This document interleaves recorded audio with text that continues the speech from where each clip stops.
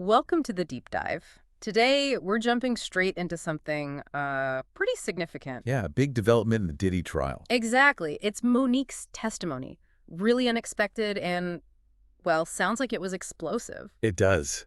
And for this deep dive, we're working from a YouTube transcript. It covers day 6 of the trial, specifically reporting on what Monique said. Right. So it's one source giving us a look at her side of things, her allegations under oath. And that's our mission here, really, Yeah. to unpack the key things Monique alleged, according to this transcript, and think about what they might imply. Just based on this source material, yeah. It's quite a situation. I mean, Monique has been talking about Hollywood blacklisting for years. And now she's testifying in a federal trial, naming some huge names. Diddy, obviously, but also Tyler Perry, Oprah Winfrey. Bishop T.D. Jakes, too. The transcript notes how much surprise there was that she even appeared. She wasn't, on the expected witness list. Creates a real shift in the courtroom atmosphere, apparently. Definitely. So let's dig in. The transcript really sets the stage by reminding us about her history. Her claims of being blackballed by Perry, Oprah, Lee Daniels, basically shut out of word. For years, yeah. But the context now is so different. She's saying these things under oath. In federal court. Yeah. Which means, perjury is a real possibility if things aren't true. That carries weight. A lot of weight.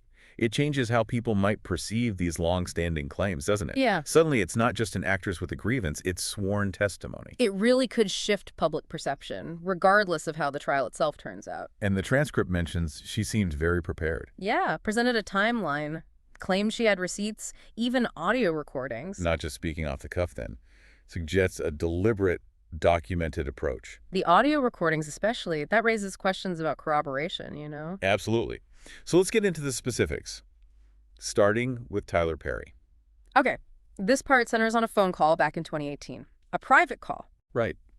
And Monique alleges Perry admitted the blackballing was unjust, even said he'd apologize publicly. But he never did. No. And his alleged reason for not doing it is pretty central to her whole testimony here. This is a really significant claim. She says Perry told her he couldn't apologize because he was worried about repercussions for others connected to Diddy, to Puff. And she quotes him directly, doesn't she? Something like, "There are things going on that I can't be connected to publicly. We've all seen things at Puff's parties that we're not supposed to talk about." wow. Okay, that's explosive. It directly links Perry's alleged silence to, well, potentially problematic stuff happening at Diddy's parties. The implication is that Perry apologizing about Monique could somehow unravel a wider silence around Diddy. And she apparently presented a written transcript of this call in court. Yeah. The audio itself was barred, pending authentication, but the transcript was entered. Which is still significant. Yeah. It puts the alleged content of that conversation officially into the record. Makes it harder to ignore, even without the audio yet. Monique also believed Perry was actively, protecting Diddy's image. Which leads into her own experience at one of Diddy's parties, right? Back in 2006. Yes. She described it quite vividly, according to the transcript, exclusive invite networking. The atmosphere, too. Candles, R&B music, people going off into back rooms. She mentioned seeing a woman in heels with a man just wearing a bathrobe. Creates a certain picture. Definitely a sense of something clandestine. And then the comment from Diddy's assistant. Oh, right. It's all about experience here. You're safe if you sign the NDA. An NDA, a non-disclosure agreement. Common in the industry, but here it sounds, well, transactional, almost coercive. Monique apparently decided to leave right then, didn't sign anything. And that seems to be the turning point for her professionally in her narrative. She claims after that the phone stopped ringing for big roles, fewer invitations. She got labeled difficult. And she clearly connects that directly to leaving the party and refusing the NDA. She felt ostracized.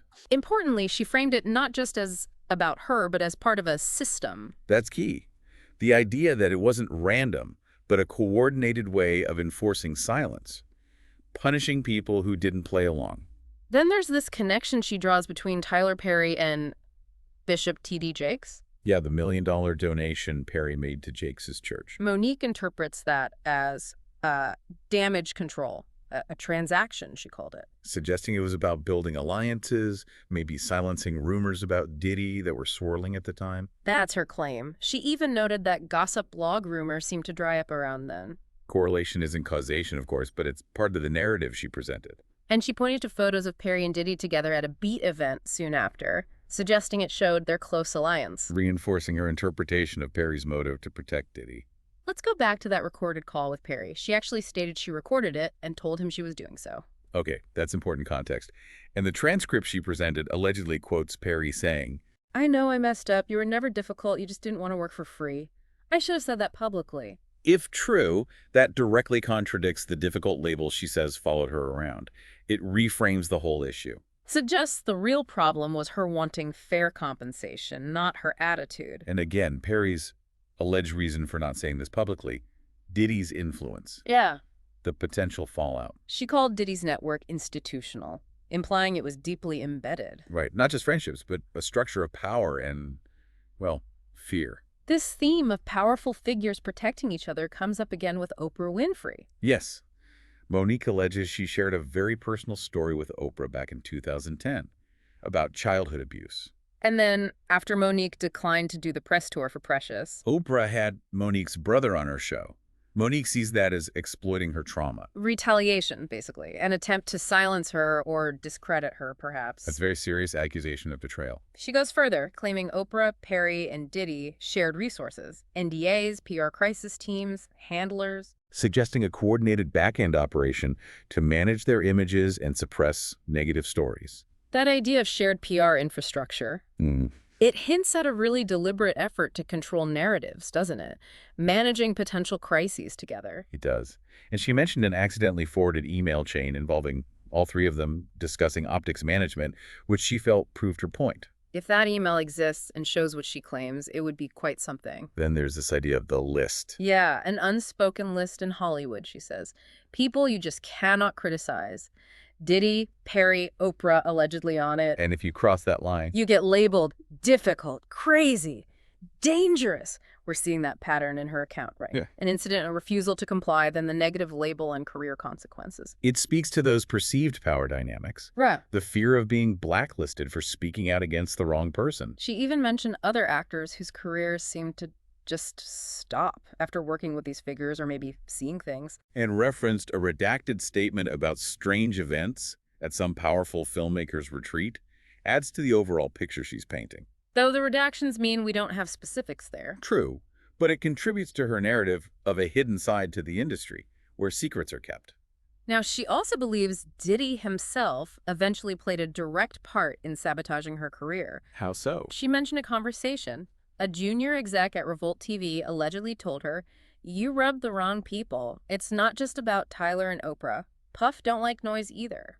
So, directly implicating Diddy's displeasure as another nail in the coffin, so to speak. Yeah. And she claimed there were meetings, Perry and Diddy talking about her as a problem they needed to handle. And the emails between Revolt's PR and Tyler Perry Studios. Yes, discussing managing narratives around both Monique and Cassie Ventura. That seems pretty concrete, if true. That's potentially a crucial link, connecting the PR strategy for Monique with Cassie, who has her own serious allegations against Diddy, suggests a coordinated response effort. Monique's quote about feeling whiteballed by black people who were protecting their own positions.